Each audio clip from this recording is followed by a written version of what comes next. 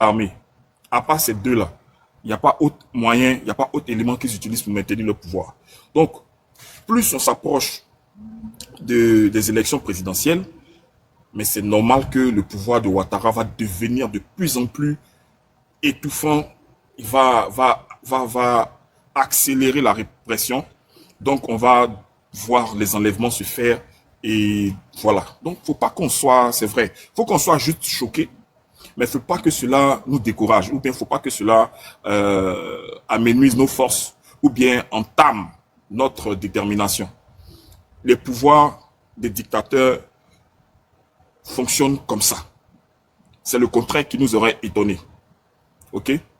Non, on n'attend pas la répression pour agir. C'est justement parce que nous avons agi, c'est parce que justement nous avons lancé la machine, c'est parce que justement nous avons mis en place le système pour pouvoir faire sauter le pouvoir de Ouattara que la répression se fait. Voilà.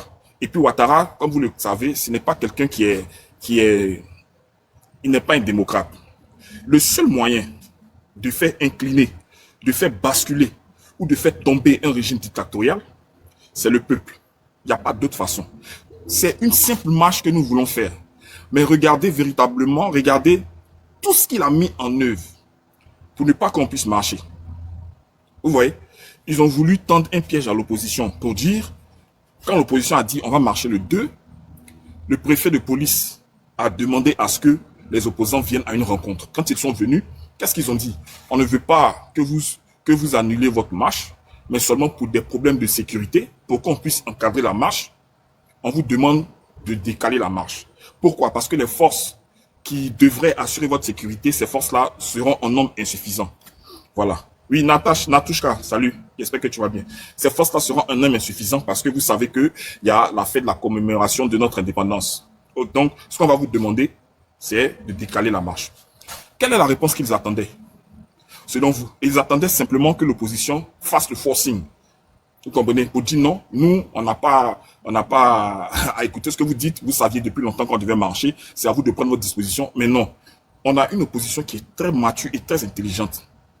Il faut pouvoir lire entre les lignes.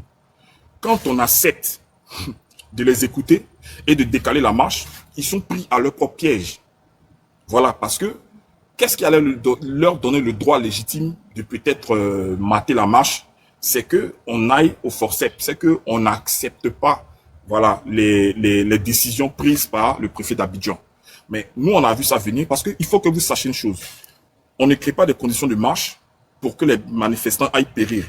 Voilà. On n'organise pas les marches pour qu'il y ait du grabuge, pour qu'il y ait de la violence. Non. La marche, elle est pacifique. Ok? C'est un moyen d'expression. Voilà, tout simplement. Donc nous, on veut être, en tout cas les partis politiques, font les choses de telle sorte que tous les actes ou toutes les actions posées soient conformes à ce que la loi demande. Comme ça, demain là, quand on va chercher à situer les responsabilités, s'il y a un événement malencontreux qui se passe, on va comprendre que véritablement, les opposants ont agi en toute légalité. C'est très important. Laurent Gbagbo a dit la chose suivante. On est pressé, donc allons doucement. Donc on a décalé la marche. Qu'est-ce qu'ils ont fait? Vous avez vu ensemble la mise en scène qui a été orchestrée dans la nuit du 1er au 2. Mais c'était le 2 puisqu'on était à 2 h du matin. Pourquoi le 2 principalement? L'opposition a décalé sa marche jusqu'au 9. Pourquoi ils ne l'ont pas fait par exemple aujourd'hui? Pourquoi ils ne l'ont pas fait lundi? Pourquoi ils n'ont pas fait cette mise en scène la mercredi? Mais pourquoi dans la nuit du 2? Parce que c'est la date qu'a choisi l'opposition pour faire sa marche. Et qu'est-ce qu'ils vont justifier par ça? Ils vont justifier ce qui s'est passé par le fait que certains opposants, n'étant pas d'accord avec la décision du report de la marche, ont exprimé leur mécontentement. D'où la voiture de police caillassée, mais le bus brûlé. Mais je veux dire, c'est trop téléguidé. Ce sont des choses, on voit, c'est-à-dire c'est trop gros, c'est trop grossier, c'est trop grotesque. Qu'est-ce que l'opposition a à aller brûler un bus? Et d'ailleurs, le bus faisait quoi là, à cette heure tardive de la nuit? À partir de 22 h, je pense que les bus ne doivent plus rouler et les bus doivent se retrouver dans des dépôts. Mais voici un bus qui est garé dans la rue comme une voiture personnelle. C'est bien curieux. Où est le chauffeur? Le chauffeur qui a garé le bus là, où il est?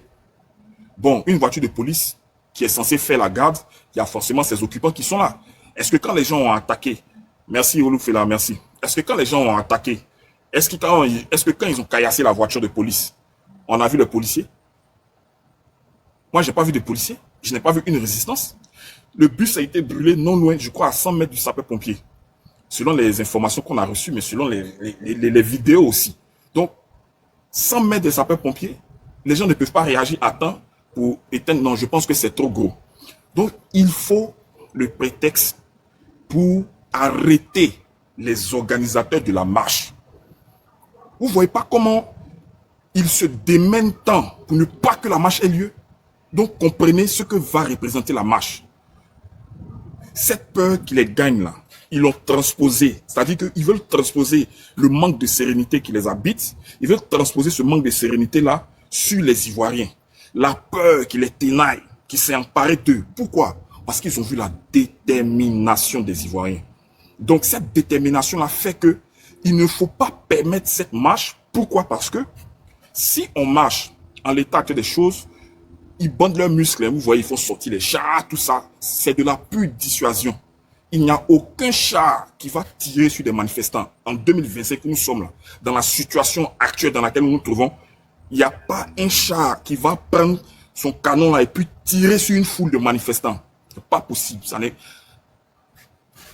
Quand tu es sûr de tes forces, tu ne cherches pas à dissuader ton adversaire, ni à l'intimider. Moi, je suis sûr qu'il a été frappé. Il ne fait pas bouche. Je t'attends seulement le jour du combat pour te frapper. Mais vous voyez, la peur là, je l'ai comprise quand le ministre de la Défense, lors de la sortie des 492 gendarmes à l'école de gendarmerie, lors de sa prise de parole, il a fait des menaces. Vous voyez? Et il dit qu'ils ne vont pas permettre une désobéissance civile. Mais de quoi avez-vous peur? La désobéissance civile, là, c'est quoi? Et puis, est-ce qu'en l'état actuel des choses, l'opposition a parlé de désobéissance civile? Pourquoi déjà vous êtes dans le cas de figure où il y aurait une désobéissance civile? Ça, c'est bizarre. Maintenant, de deux, il dit qu'ils ne vont pas tolérer des désordres. En fait, d'abord, le lieu où il se tient pour faire ces menaces-là est symbolique. Il se tient dans un camp militaire, dans une école de gendarmerie, où il y a tous les corps d'armée qui sont présents. Et puis, il lance ces menaces. Ça veut dire quoi? Ça veut dire, l'armée que vous voyez ne va pas tolérer ce que vous voulez faire. Donc, il prend l'armée de Côte d'Ivoire comme appui pour intimider l'opposition, pour intimider les Ivoiriens. C'est pour ça qu'il a attendu d'être au sein d'un camp militaire pour lancer les menaces à l'endroit de l'opposition. Il peut le faire dans son bureau. Vous comprenez? Il était juste question de féliciter les sortants, en tout cas les militaires qui ont fini leur formation, leur donner quelques conseils et puis on s'en tient à là. Mais dit que l'armée, mais dit que nous n'allons pas permettre le désordre, nous n'allons pas permettre une désobéissance civile, c'est une menace qui a pour témoin les forces armées. Donc, le ministre de la République, qui est censé être pour tous les Ivoiriens, décide de dire aux Ivoiriens que l'armée sera contre une partie des Ivoiriens. Donc, ils veulent nous faire peur parce que la peur s'est emparée d'eux. Donc, j'ai compris un manque de sérénité. Donc, n'ayez pas peur. Les enlèvements que vous voyez, je dirais, c'est dans l'ordre normal des choses avec le pouvoir de Ouattara. Mais tout ça, ce sont des choses qu'ils vont payer. Voilà. Parce que ça ne respecte aucun cadre légal. Ce sont des rapts. Donc, on est dans un état purement voyou. Je ne dirais même pas voyou. On est dans un terrorisme d'État. C'est du terrorisme à l'état pur. Enlever des gens sur la base de on ne sait quoi, sur la base de on ne sait quelle enquête. Normalement, vous avez arrêté. Non, quand on dit arrêter, ça veut dire que tout s'est bien passé. On a suivi la réglementation en la matière, on a respecté le droit des gens qu'on va arrêter. Non, c'est des enlèvements. Vous avez vu les vidéos, vous avez vu comment les gens sont enlevés. Ils sont violentés, ils sont brutalisés, ils sont frappés avant même d'arriver sur le lieu de détention. Donc, à l'arrestation, regardez la maltraitance dont ils font l'objet. Donc, imaginez quand ils seront dans les lieux de détention. Donc, c'est du vrai gangstérisme, c'est du terrorisme d'État à l'État pur. Je ne sais pas si vous comprenez. Donc, quand ils font ça, le procureur a fait un communiqué Bon, moi, il y a quelque chose qui m'a étonné. L'événement s'est passé à Yopougon. Mais il y a un procureur à Yopougon. Pourquoi ce n'est pas le procureur de Yopougon qui se saisit de l'affaire, par exemple? Pourquoi c'est celui du plateau? Je pense que chacun gère, comme on appelle ça, sa circonscription, non? Tout ça, ce sont des faits qu'il faut noter, qu'il faut relever. Maintenant, ceux qui ont été arrêtés là, ils ont parlé peut-être, je ne sais pas. Et ils ont parlé dans le cadre d'une enquête. Donc s'ils ont parlé, il faut que cette enquête-là puisse nous situer. Il faut que cette enquête-là puisse livrer ses secrets. Il faut qu'on sache réellement qui est impliqué. Voilà. Parce que c'est des biens publics qui ont été endommagés et tout ça. Donc la population est en droit de savoir qu'est-ce qui se passe réellement. Les gens qui ont été arrêtés le sont pour quel objet et surtout, qu'est-ce qu'il découle de leur arrestation. Donc, c'est un plan grotesque qui a été mis en place pour arrêter les organisateurs de la marche. Donc, les camarades qu'ils ont arrêtés là, ça va monter crescendo. Donc, ça veut dire, pourquoi on arrête par exemple la suppléante à l'Assemblée nationale de Michel Gbagbo? Ne vous avez pas posé la question? Mais parce que c'est lui qu'on vise. Ouais. Ils ont arrêté Eric Kogo qui est là, que je connais personnellement. Ils l'ont arrêté. Pourquoi? Eric Kogo, c'est le, comment on appelle ça? C'est le protocole, le chef de protocole du ministre Hubert Oulai.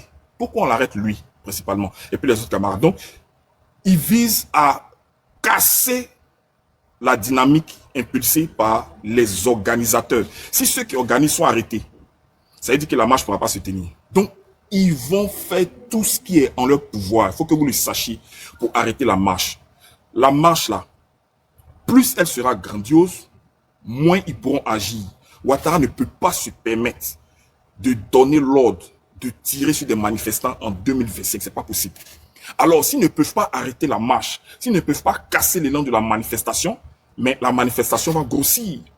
Ça veut dire quoi? Ça veut dire que à partir de cela, on pourra appeler à d'autres marches beaucoup plus importantes. On pourra étendre les marches à l'ensemble du territoire. Mais on peut même organiser des marches éclatées. Moi, je sais que c'est ce qui va venir. Maintenant, la marche, là, on sait comment ça commence, mais on sait la tenue des abras. Parce qu'une fois que le peuple descend dans les rues, c'est difficile hein, de les refaire rentrer. Le seul moyen que tu peux utiliser pour refaire rentrer le peuple, mais c'est de l'exterminer. Donc, quand vous les voyez sortir pour menacer, non, vous allez voir. Et c'est parce que ils ont peur. Ils n'ont rien créé. Faut même pas qu'on se laisse. Les camarades qui ont été arrêtés là, si on leur donne la parole, ils vont vous dire, tenez bon, ne relâchez rien. C'est même pas le moment de capituler. Ouattara vit ses derniers instants en tant que président. Regardez où ils sont allés faire l'indépendance. C'est à Boaké. C'est pas là-bas que tout a commencé. C'est pas là-bas que tout va finir. On dit quoi? Que l'assassin revient toujours sur le lieu de son crime. Donc c'est la fin qui est actée comme ça. Il faut comprendre que ce qui se passe, c'est vrai, est beaucoup physique, mais il y a un volet spirituel qui est très fort dans ce que la Côte d'Ivoire est en train de vivre. Donc moi, je vais vous dire la chose suivante. C'est eux qui ont peur, c'est pas nous. Ils n'auraient pas eu peur, qu'ils n'auraient pas arrêté les gens, ils n'auraient pas fait ce grossier montage, cette mise en scène risible pour arrêter. C'est-à-dire, arrêter facilement comme ça des représentants des partis politiques. Les modos, je vous en prie, barrez les gens, sinon il y a enlevé tous les modos. Et puis moi-même, j'ai fait ma modération. Ne le permettez pas que les gens fassent des commentaires bizarres sur le live, s'il vous plaît. Donc, je suis en train de vous dire la chose suivante. La peur, là, a changé de camp. La peur, là, c'est eux qui l'ont. Parce qu'ils savent qu'ils ne pourront pas nous empêcher de... C'est pas possible. Voilà. Donc, il ne faut pas avoir peur, les gars. Il ne faut pas avoir peur. C'est la fin de Ouattara. Ça dit que quand on fait ça à un poulet, là, il a dit, il ne faut pas les bloquer, il faut les muter. Quand on fait ça à un poulet, là, et que vous le laissez là, vous voyez comment il gigote, non? Il gigote avec une force. Tu as l'impression qu'il va se tenir sur ses deux pattes. Tu as l'impression qu'il va se remettre. Mais quelques secondes, tu le regardes, il est inerte, c'est fini pour lui. Donc, ce sont les derniers agissements d'un pouvoir à l'agonie. Moi, quand je vois ça, je sais que c'est parce que on tient le bon bout. Voilà. Il dit, toi, tu es où actuellement? Ouattara, œil penché, bouche penchée là. Quand il disait qu'il va faire tomber le pouvoir moribond là, il était en Côte d'Ivoire. Il était en Côte d'Ivoire. Il était à l'extérieur. Mais il a ouvert sa bouche penchée où mensonge soit dedans là. Oh, bon, ne me fais pas perdre mon fil. Donc, je suis en train de dire, ce sont les symptômes d'un pouvoir à l'agonie. Regardez, ils ont arrêté nos gars, non?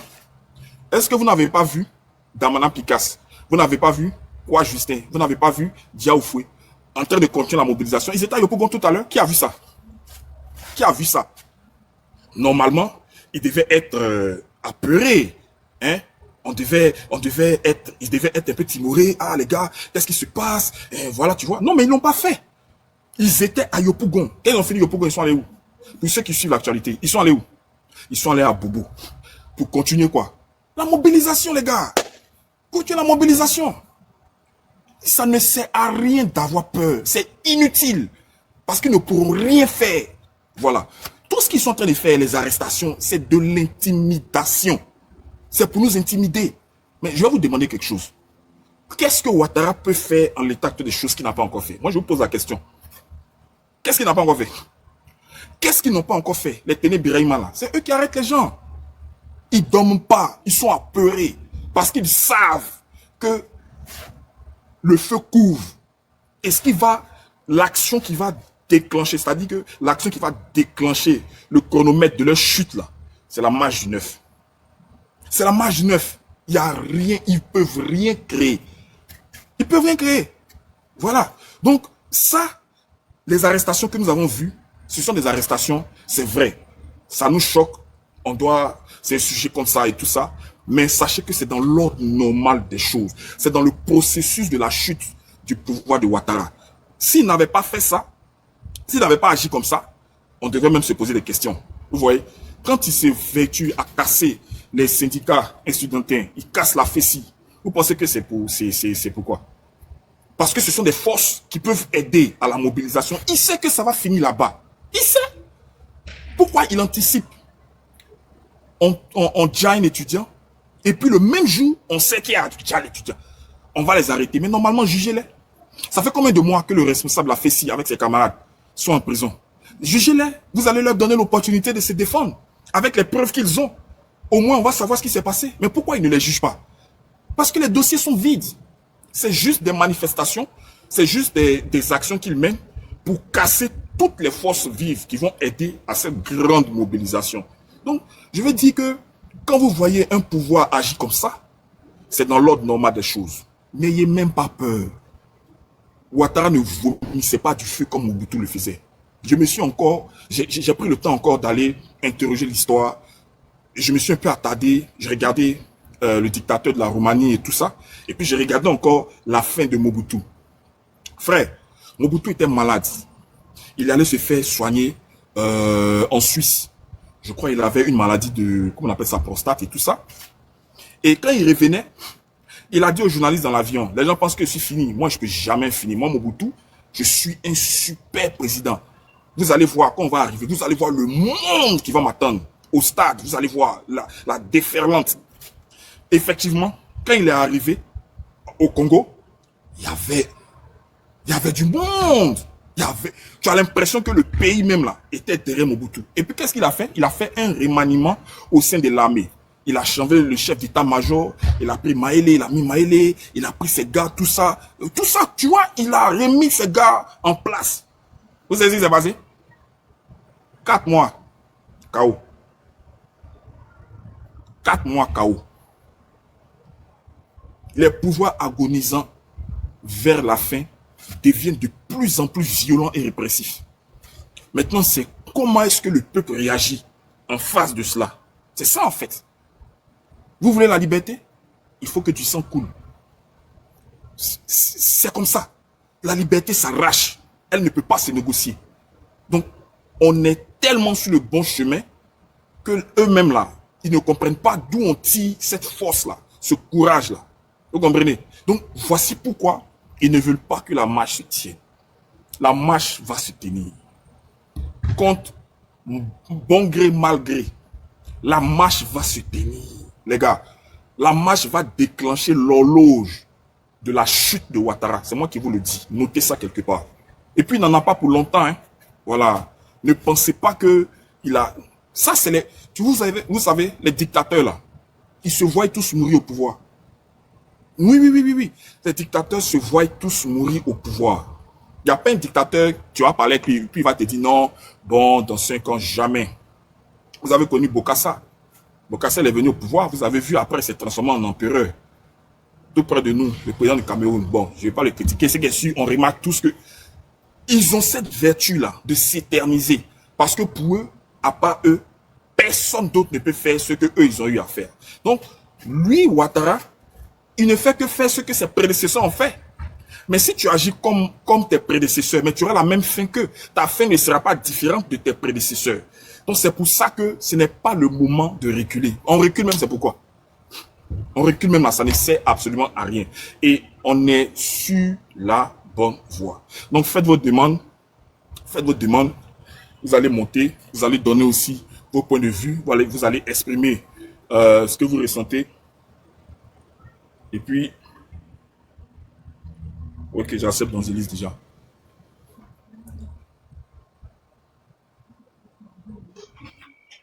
Ouais, c'est ça. Ouais, santé. Bon, Angélis, c'est mon team. Donc, allô? Oui, je suis là, je t'entends, Hans. Bonsoir. Vas-y, prends la parole. Pardon. Ou sinon, le temps que tu te... Ok, bonsoir, Hans. Bonsoir. Merci beaucoup pour la motivation que tu nous donnes, pour tes analyses vraies et pertinentes. Voilà. Moi, vous savez, je vais m'exprimer. Hein. Actuellement, là, le sieur Ouattara est sous 4 pressions. Il est sous 4 pressions évidentes présentement. Là. 4 bonnes pressions. Il est sous la pression de son 4e mandat, parce que son 4e mandat, il est illégal. Et au plan national et international, parce qu'aujourd'hui, l'Union européenne, le Parlement français ont déjà montré que ce 4e mandat-là, il est illégal. Voilà, donc, l'illégalité de ce mandat-là est une pression pour lui parce qu'il veut passer en force. Ça va?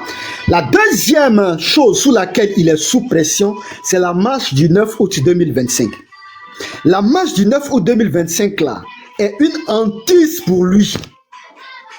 Quand il dort, il est hanté par cette marche-là. Parce que comme tu l'as dit, c'est une marche qui sera le déclencheur. C'est la gâchette au fait. Cette marche-là, c'est la gâchette qui va déclencher la balle, qui va abattre l'ennemi. Donc, il a une phobie extrême de cette marche-là. Parce qu'il sait que le peuple va sortir massivement. Tellement le peuple va sortir massivement, ça va montrer à l'opinion nationale et internationale qu'il n'est plus rien. Donc, il a peur. Et cette marche-là est une pression sous laquelle il est. Parce que lorsqu'on va faire cette marche-là, vous allez voir que tous ceux qui étaient réticents, là, lorsqu'on va lancer encore l'appel, et tous vont se joindre à nous parce qu'ils vont voir que la marche a porté. La marche vraiment a eu ce qu'elle voulait atteindre. Donc, il est sous pression de cette marche-là. D'où les arrestations et tout ça. Et comme tu l'as dit, le montage qu'ils ont fait, le 2. Parce que quand tu analyses, tu sens que le 2, là, eux, ils voulaient vraiment saccager. Et puis faire porter ça, n'est-ce pas, à l'opposition. Mais ils ont cru que comme eux, ils sont violents, ils font tout par la force. Quand ils ont dit que la marche est annulée, nous aussi, on allait faire les choses dans la force. Parce que eux, ils ne connaissent que la force. Ça va? À leur étonnement, nous, on a reporté la marche. Donc, ça a biaisé leur calcul. Donc, ils n'ont pas pu annuler ce qu'ils avaient dit à leurs miliciens là de faire, c'est-à-dire de sortir, d'aller casser. Parce que ça les a surpris au fait, cette annulation-là. Donc, puisqu'ils n'ont pas pu dire à leurs miliciens de sortir, à leurs miliciens de ne plus sortir, aller casser, c'était quelque chose qui était déjà en processus. Les miliciens, sans réfléchir, parce que c'est comme ça, eux aussi sont sortis bêtement avec tout ce simulacre-là. Ils sont partis, ils ont cassé aujourd'hui. Leurs faits sont dehors. Donc, ça renforce plus le 9 parce que ça montre que nous, quand on va sortir, là, ce n'est pas pour casser. Donc, ça veut dire que ils ne pourront plus venir casser encore les choses ou nous attaquer parce que ils ont déjà essayé. Quand nous ne sommes pas sortis, et déjà on a su que c'est ce qu'ils voulaient faire. Donc, ils savent que si quelque chose arrive encore, ça ne sera plus de nous, mais ça sera d'eux. Donc, ils vont nous laisser marcher librement. La troisième chose sous laquelle il est sous pression, c'est la mort de M. Alino Faso. La mort de M. Alino Faso est la troisième pression qu'il a. Parce que cette mort-là a pris une envergure internationale. Ils ont marché au Burkina, ils sont partis devant l'ambassade de France. Déjà devant l'ambassade, toute la communauté nationale, la sous-région internationale, tout ça va se demander, mais pourquoi les Burkinabés vont marcher sur l'ambassade de Côte d'Ivoire, je dis l'ambassade de France, l'ambassade de Côte d'Ivoire à Ouaga. Ils vont savoir que c'est parce qu'il y a l'un de leurs concitoyens qui est mort en Côte d'Ivoire dans une prison de manière vraiment opaque. Donc ça les fragilise encore. Vous voyez? Et ils sont partis, ils ont marché également hier. Le peuple de l'AES a marché également hier sur Amnesty International pour dire et pour crier que M. Alino Faso a trouvé la mort dans des conditions troubles en Côte d'Ivoire. Donc Amnesty International ayant reçu ces informations-là, tout ça, ça le met sous pression. La mort de ce monsieur est devenue nationale, est devenue mondiale. Donc il est sous pression. Et la quatrième chose sous laquelle il est sous pression présentement là, c'est sa future chute qui a été prophétisée récemment par le prophète Eli Pada. Sa future chute qui a été prophétisée là, ça le met sous pression. Donc, mis ensemble son quatrième mandat illégal qui le met sous pression, la marche du 9 août qui le met sous pression, la mort de M. Alino Faso qui le met sous pression, la prophétie de sa chute du prophète Eli Pada, ces quatre choses-là mises ensemble font que le monsieur là, il est dépressif. Ce qui fait que il est poussé à la panique et cette panique-là le conduit à des erreurs très graves. Et ces erreurs-là, c'est ce qui se manifeste aujourd'hui sur le terrain, l'arrestation de beaucoup de membres principaux du PDCI et du PPACI. Donc pour dire quoi? Plus on est en train d'aller, il ne pourra pas se contrôler parce que il est sous pression. Quand tu es sous pression, tu es paniqué et tu as peur. Donc la peur, là, étant mauvais conseiller, la peur va t'amener à poser des actes. Et si tu n'y prends garde, c'est toi-même qui seras mordu par les actes que tu poses. Maintenant, pour chuter, je veux dire quelque chose pour chuter. Vous savez, le ver qui bouffe la pomme, là, il est toujours à l'intérieur de la pomme. C'est à l'intérieur de la pomme que se trouve le ver qui bouffe la pomme. Donc le ver qui va les bouffer bientôt, là, ça sera à l'intérieur d'eux-mêmes. La pomme, elle est bien belle, vous la mangez. Mais lorsque la pomme veut pourrir, la pomme pourrit toujours à l'intérieur parce que le ver qui fait pourrir la pomme, là, il est toujours à l'intérieur. On ne sait pas comment ça se fait, mais le ver est toujours à l'intérieur. Ça aussi, c'est un mystère de Dieu et ce sont de petites choses comme ça qui doivent nous interpeller. Donc le ver qui fait pourrir la pomme étant à l'intérieur de la pomme, ce ver-là va les faire pourrir, va faire pourrir ce gouvernement-là, va le faire tomber très bientôt parce que le ver, il est à l'intérieur de la pomme. Et le ver est déjà positionné, le ver est déjà prêt à bouffer la pomme. Et très bientôt, le ver va bouffer la pomme et ils tomberont lamentablement comme un fruit pourri. Parce qu'il a dit, il tombera comme un fruit pourri. Donc ce fruit pourri là, qu'il sache qu'aujourd'hui le ver est dans la pomme. Et très bientôt, le ver va bouffer cette pomme-là et lui il tombera comme un fruit pourri. Et il comprendra l'adage que lui-même il a dit. C'est lui-même qui va voir comment est-ce qu'on tombe comme un fruit pourri parce que le ver se trouve dans la pomme. C'est ce que je voulais dire pour ma première prise de parole. Merci beaucoup, Hans. Merci Évangéliste. Effectivement, le ver là, il est à l'intérieur et c'est clair que, en tout cas, merci pour ton intervention qui est très vraie. Il y a une pression qui ne dit pas son nom qui est sur Ouattara. Merci beaucoup, Évangéliste. Tu restes avec nous, hein, comme d'habitude. Zara, bonne arrivée, doyen. Teradi, vas-y. Ok, bonsoir à tous. Hein. Bonsoir à tous. Moi, ce que je vais vous dire, je vais juste attirer votre attention sur la nouvelle stratégie du RDA qui est en train d'échouer. En fait, le RDA a compris que les agressions à la machette, aux armes à feu, là, ils ne peuvent pas faire ça en 2025. Là. Ils ont compris cela. Donc, ils ont changé de stratégie. Leur stratégie, c'est de tuer la mâche dans l'œuf. Et voilà, c'est-à-dire, arrêter les têtes de tous les mobilisateurs, de les arrêter. Et puis, le peuple ne pourra pas, étant organisé, ne pourra pas sortir. Mais je pense que cette stratégie est naturellement venue se faire tuer. Et puis, vous faites des arrestations en masse. Venez se faire, cette stratégie aussi a été éteinte dans l'œuf, mais naturellement, par la mort d'Ali Faso qui est mort en prison. Donc, samedi, il y a eu une marche devant Amnesty International, hein, du PPACI, des militantes du PPACI. Et donc, le regard, la communauté internationale et Amnesty International ont le regard vers la Côte d'Ivoire. Toute la sous-région sait qu'il y a un citoyen burkinabé qui est décédé en prison.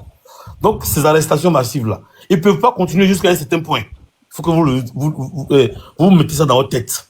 Votre ne pourra pas arrêter les hommes politiques, les leaders politiques, tout ça, même la société civile qui va monter bientôt au créneau. Parce que la société civile n'est pas encore montée au créneau. En 2020, on se rappelle que Jérôme Boalé était presque seul à mobiliser les gens dans la rue. Et après, les partis politiques l'ont rejoint. Et cette fois-ci, quand la société civile va monter au créneau, toutes ces arrestations-là, le monde sera braqué sur lui. Je pense que Ouattara risque la pression de ceux mêmes qui l'ont mis là. Parlant de l'ONU, de tous ceux qui suivent. Mais les Ivoiriens, on ne doit pas compter dessus. On ne doit pas compter sur toutes ces organisations-là. La mobilisation, la flamme de la mobilisation qui est en vous depuis avant le 2. Il faut que cette flamme soit maintenue. Les panels là seront multipliés. C'est-à-dire même sur le terrain, s'ils arrêtent certaines têtes, ce qu'ils oublient, c'est qu'ils sont tellement pas intelligents qu'ils oublient que les responsables de mobilisation là, ils ont au moins jusqu'à chacun 4 adjoints par quartier. Ils ont 4, donc quand vous allez arrêter jusqu'à multiplier par tout le nombre d'adjoints, on est prêt pour vous. Cette année-là, il faut que les Ivoiriens mobilisent, les Ivoiriens continuent de battre le pavé. 2025, la Ouattara, ils savent tous. Parce qu'ils ont peur que la communauté internationale, le monde entier, voie qu'il est en minorité. Parce qu'il a fini de mentir à toutes ces personnes-là. Il a fini de mentir à tous ses parents. Il a fini de mentir à toutes les personnes, les opérateurs économiques auxquels il a menti. Pour dire que non, venez, il y a une situation de paix. Or, lui-même, il a créé une situation de trouble. Voilà. Quand on parlait des bagarres, c'est cette bagarre-là. Parce que la bagarre, c'est pas forcément aller prendre les armes. La bagarre, c'est pas venir dire à ses partisans, si. Non. On utilise des moyens démocratiques. Et ça, on l'a dit sur tous les plateaux. On a dit sur tous les plateaux qu'au moment venu, on va utiliser les moyens que la Constitution nous offre pour pouvoir contester contre ce pouvoir-là. Ce pouvoir-là, lui-même, il disait hier, il utilisait ce thème-là. Il ne veut pas cueillir Gbagbo comme un fruit mûr, mais il veut le cueillir comme un fruit pourri. Et lui-même doit savoir qu'il est pourri. Il est pourri d'abord par son 4e mandat. Il est pourri par la pression de la liste électorale qui est sur lui. Il est pourri par... C'est-à-dire, toute cette organisation que lui-même a fabriquée, c'est ce qu'il va l'emporter. Et je pense qu'il voit. La guerre, les troupes qu'il a créées entre lui et puis les pays de la sous-région. Le Burkina qui n'arrête pas de provoquer. Tout cela. Et tout le monde a les yeux braqués sur Ouattara. Continuons à être mobilisés. Continuons à être mobilisés, les gars. Et puis, il n'y a même pas cédé à la peur. Il n'y a pas cédé à la peur. Vous avez vu les différents, comment on appelle, les jeunes qui ont été militants qui ont été désignés. Ils ont fait les tours à Bobo. Ils ont fait les tours pour continuer à mobiliser. On arrête des gens, malgré ça, ils vont quand même à Bobo pour mobiliser les gens. Ça veut dire qu'on est déterminé. On est déterminé, on est plus que jamais déterminé. Voilà. Donc, merci bien. Continuons à mobiliser nos frères autour de nous. Merci. Merci, Teradi. Avant que Zara, le doyen, ne prenne la parole, je vais vous montrer une vidéo. Ils ont fait passer le camarade José Kwame au journal de 20h. Je vais vous laisser regarder. Et il y a quelque chose qui va vous frapper. Hein. Voilà, regardez bien. Je me nomme Kwame Josué. Je suis né le 23 décembre 1988 à Biot-le-Bougon. Je suis un membre de la société PPACI. Dans la nuit du vendredi à samedi, avec une quinzaine de personnes au maximum, nous avons répété des troupes au niveau de Senga jusqu'au niveau bureau. C'est étant au niveau bureau que nous avons fait du vandalisme sur le bus et cassé la voiture des policiers. La mission a été coordonnée par Eli Gogo, suivi de Zoyake, avec les différents états-majors qui sont moi-même présents, Zoenza, et c'était le juif Bobo Amel Loba. C'est en cela que nous avons continué notre route et que nous avons créé la psychose dans la commune d'Abidjan pour le compte du PPACI. Voilà un peu ce qui s'est passé. Monsieur le ministre. Donc, est-ce que tu as vu? J'ai déjà vu ça. Non, il est en train de lire là. J'ai même fait un petit commentaire tout à l'heure là, avant que quand le frère, comment il s'appelle là, il y a un camarade là qui a posé la question Petit Gbagbo. J'ai répondu que c'était une réputation, en fait une lecture quoi. Mais bon, Je te donne pas les paroles. Après, je vais revenir aussi pour dire mon ressenti par rapport à ça. Vas-y. vous savez, quand je vous dis que Alassane Ouattara, quand vous le regardez là, en fait, il a les mêmes pratiques que Adolf Hitler. Ce sont les mêmes gars. Vous savez, Adolf Hitler, c'était le gars, quand il a pris le pouvoir, enfin, encore que Adolf Hitler a pris le pouvoir en 1933, il a pris ça de façon démocratique. C'est après qu'il va devenir dictateur, mais il a pris le pouvoir de façon... C'est le nom du vieux allemand là. Ah oui, donc on va l'appeler le vieux allemand. Donc le vieux allemand, il a pris le pouvoir de façon démocratique, mais c'est après, il va à autre chose. Donc en fait, quand le gars, il prend le pouvoir là-bas, il estime que mais son pays était trop petit pour lui, sa puissance. Donc il fallait que il fasse la conquête des autres pays à côté, quoi. Donc c'est sa volonté de vouloir conquérir, devenir un empereur, conquérir les pays à gauche, à droite. Parce qu'il estimait que, voilà, ce qu'il avait, c'était petit. Et c'est là qu'il va provoquer ce que le monde a connu. Et vous allez voir que Alassane Ouattara, il fonctionne pratiquement la même chose. Il a dit quoi? Quand il n'était pas encore président, mais il a dit que lui, son souci, c'était de devenir empereur. C'est de devenir empereur. Et empereur, là, c'est être l'empereur de l'Afrique occidentale. Donc, il a mis le bordel en Afrique occidentale. D'accord? Et aujourd'hui, il a une dent contre les pays de l'AES. Et pour ces pays-là, il est prêt à faire tout ce qu'il faut. Mais c'est l'une des raisons pour lesquelles le président français, il lui donne une carte blanche. Parce que les gens vont dire que non, il n'a pas l'autorisation que les Français, les Blancs l'ont lâché. Ils l'ont pas lâché, hein. Ils l'ont pas lâché. Ça, il faut qu'on le dise. Il faut qu'on dise ça à tout le monde. Il faut que les gens comprennent. Ils l'ont pas lâché. Il y a pour deux raisons principales.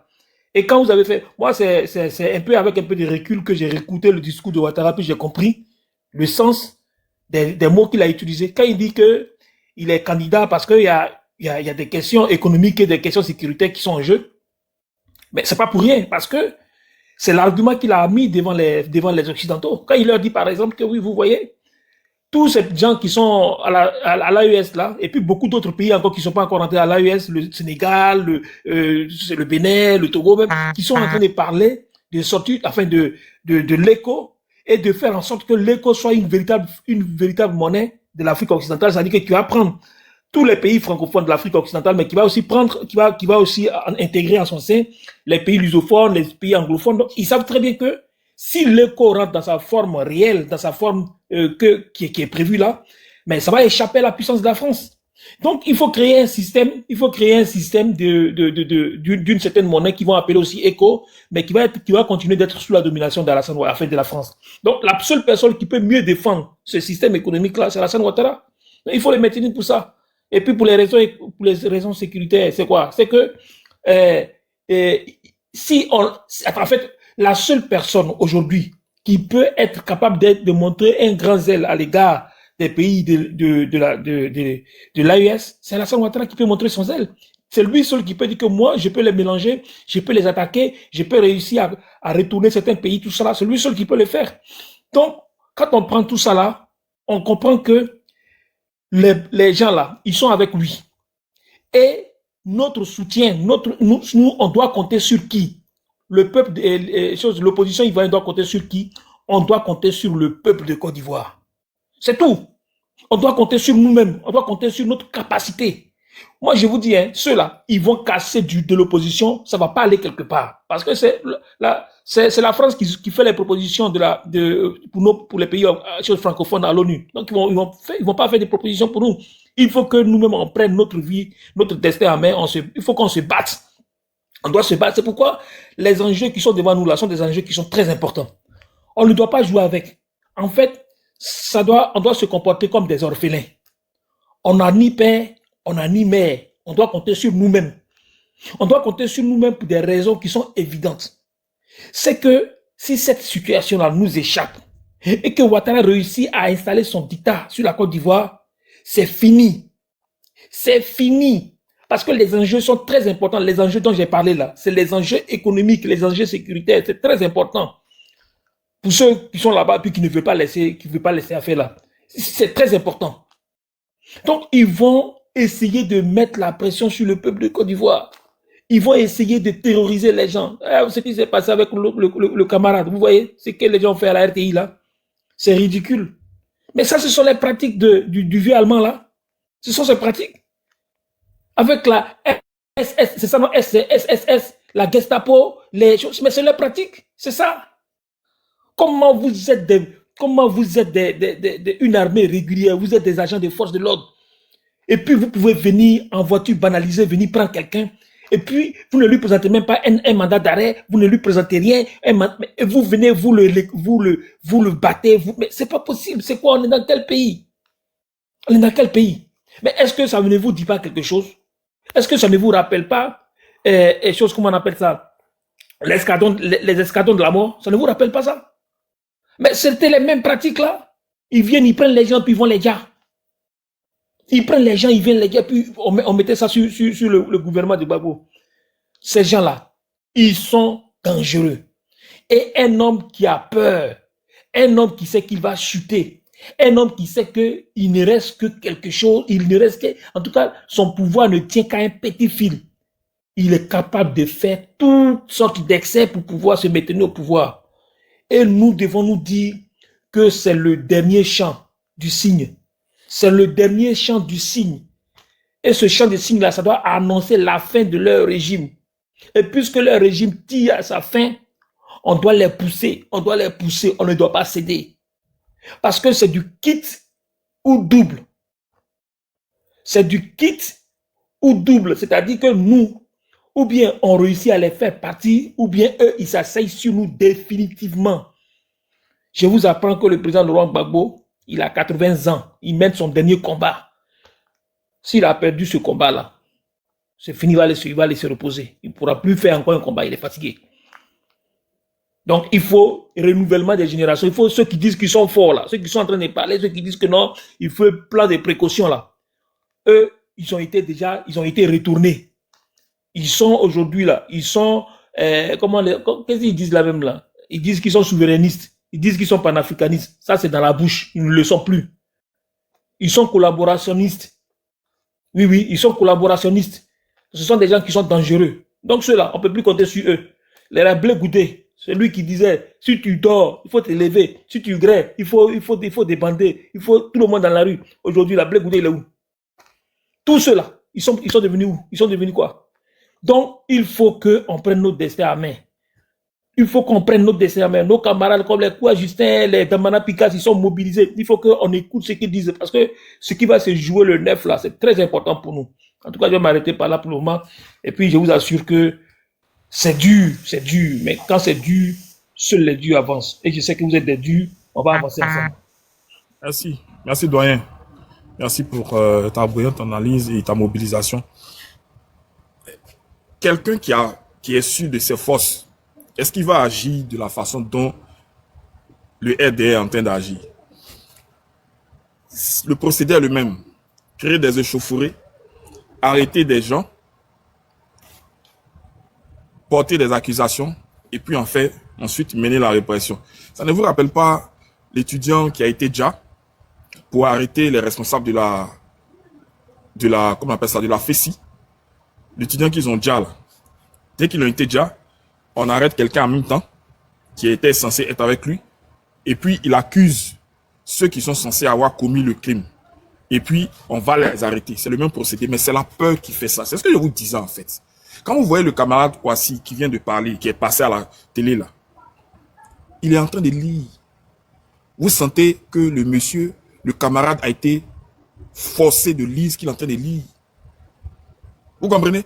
Et ça, le modus operandi, c'est d'arrêter au plus haut niveau ceux qui sont les instigateurs ou les organisateurs de la marche. Donc, c'est la fin de Ouattara. Moi, quand je vois ça, il n'agit pas différemment des autres dictateurs qui ont perdu le pouvoir. Donc ça là même, ça doit nous galvaniser pour comprendre que, regarde, ils peuvent pas, le ministre de l'Intérieur est à la télé, hein, juste, ça dit que lui en tant que représentant de l'État, ministre de l'Intérieur, il va commenter la vidéo que nous tous on a vu jouer là. Et puis il va se gonfler, il va dire non, ben écoutez la justice va jouer son rôle. Lui-même, il sait en son âme et conscience que ça là, c'est un grossier montage. C'est une mise en scène grotesque. Il le sait très bien. Donc quand vous voyez... On peut appeler ça une chorégraphie. Hein? On peut appeler ça une chorégraphie. C'est une chorégraphie. Donc quand vous voyez un État se rabaisser jusqu'à ce point-là pour trouver des poux sur la tête d'un chauve, donc manigancer, faire des manigances pour incriminer l'opposition, c'est que ce pouvoir est fini. Voilà. C'est absolument fini. Ils ne savent plus par quel moyen. Regardez ce qu'ils sont obligés de faire. C'est tellement visible. Tellement visible. C'est-à-dire qu'ils sont tellement tenus entre les tenailles. La peur les traumatise. Qu'ils sont obligés de créer, faire des choses, des petitesses. C'est triste en fait. Mais c'est une bonne nouvelle parce que, comme je le disais, l'horloge de la chute de Ouattara sera déclenchée le 9. Non les gars, le 9 là. Ils vont rien créer. Voilà, arrêter les opposants et tout ça. Mais vous allez voir ce qui va se passer. Ils vont les relâcher. Voilà, parce que quand vous agissez de la sorte, c'est vrai, hein, pour le moment, tu as l'impression que tes camarades blancs ne voient pas ce que tu fais. C'est l'impression que tu as. Mais quand le sens là des événements va prendre une autre tournure, tu vas voir comment c'est eux-mêmes qui vont te livrer. Comment eux-mêmes vont te jeter à la vindicte. Comment eux-mêmes... On a vu ça. Ouattara, c'est sa fin. Il est à l'agonie. Et ce qu'ils vont faire, qui reste... Vous allez voir le 6 là. Tout carburant qu'on a mis dans les engins, les blindés pour aller comment on appelle ça, pour aller faire défiler là. Ça pourrait payer les kits d'accouchement dans les hôpitaux là. On pourrait prendre ça pour aider.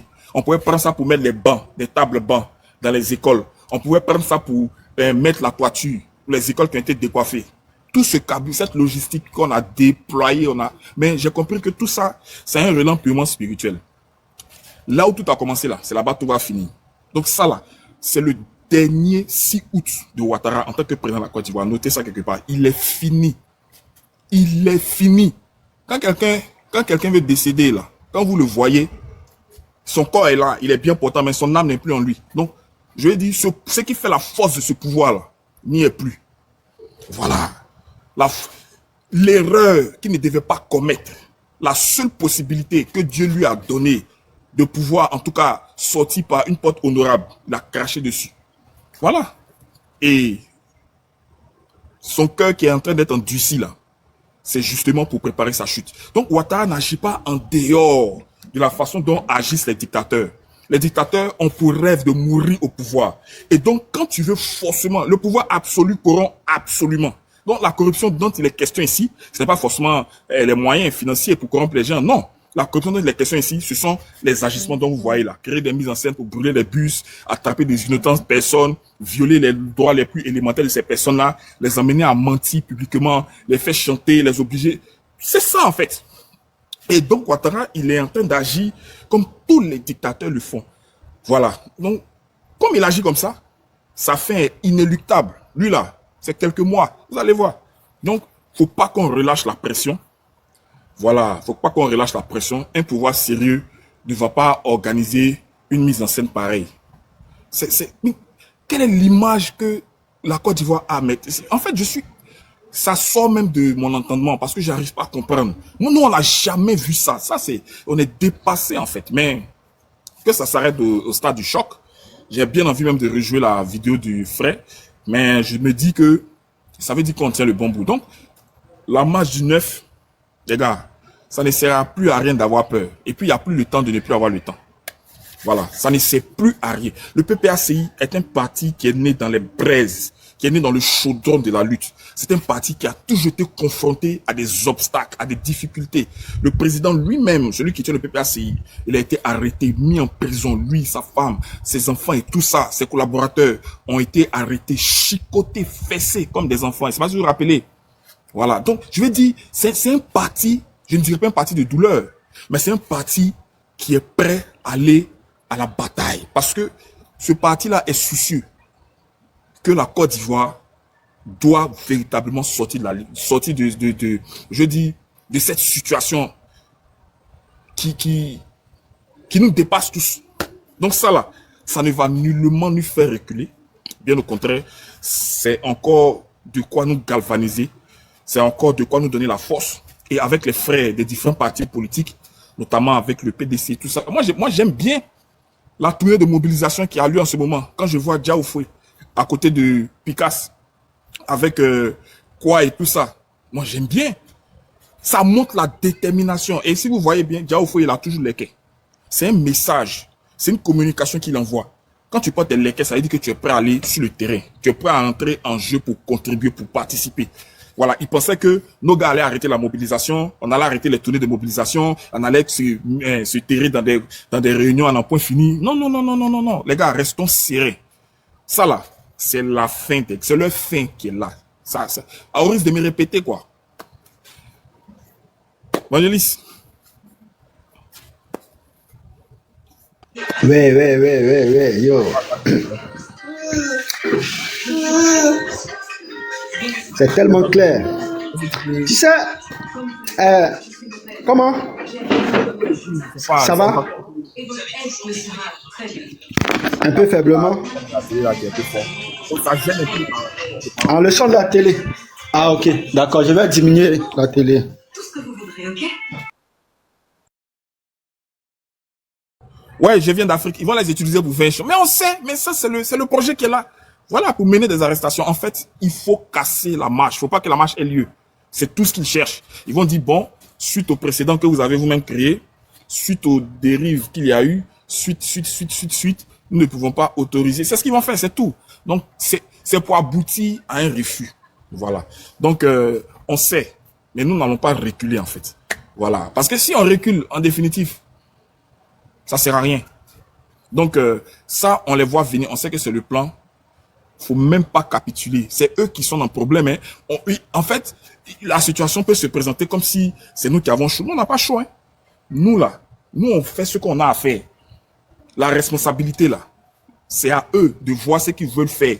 S'ils veulent nous dire, ça, c'est de leur responsabilité. Nous, en tant qu'opposants, notre responsabilité, c'est de mener la lutte.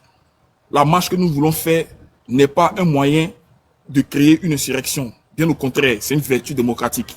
Donc nous, on est dans nos mouvements. Et puis, on ne sait plus ce qu'ils vont faire, qu'ils n'ont pas encore fait. Ils ont déjà tout fait. Si les gens sont capables de mettre en prison une maman, on a vu Madame Méo, une simple vendeuse de marché, pour dire qu'elle a voulu attenter à l'État. Donc, c'est ça en fait. Évangéliste, si tu es prêt, vas-y. Ok. Au fait, ce combat qu'on mène là, comme tu l'as dit, il a un relance spirituel. À force de vouloir réprimer, ils vont oublier l'essentiel. Parce que pour eux, il n'y a pas de spirituel ici. Vous devez tout faire, vous devez parler sur les panneaux. C'est un boulot, c'est un boulot qu'il vous faut. merci. C'est quoi en fait? Donc, c'est pas agréable. Assez de bruit. Ouais, assez de bruit. C'est pas agréable. Bon, d'accord, je vais revenir. De trouver un coin plus calme et tout ça. Ouais, Zara, tu voulais acheter quelque chose? Non, je disais simplement à Évangéliste. On va faire monter les gens qu'on ne connaît pas. Entièrement, c'est lui qui t'a fait monter, on ne le connaît pas. Vas-y, Zara. Non, c'était pour dire à Évangéliste qu'il pouvait se déplacer puis revenir après, parce qu'il y a trop de bruit. Yo, c'est un peu ça. D'accord.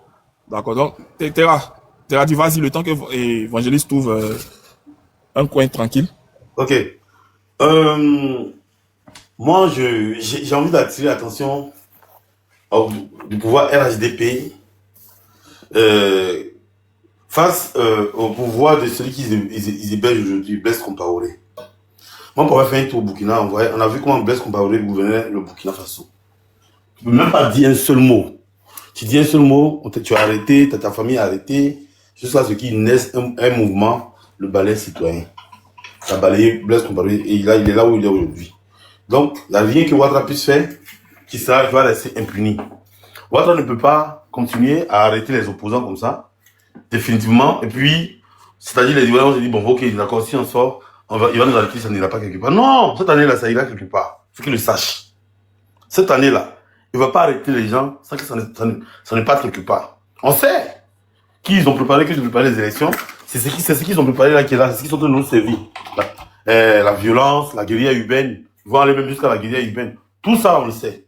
Mais on ne se laissera pas faire. C'est ce qu'on dit. Un peuple qui a le dos au mur là, n'a pas le choix.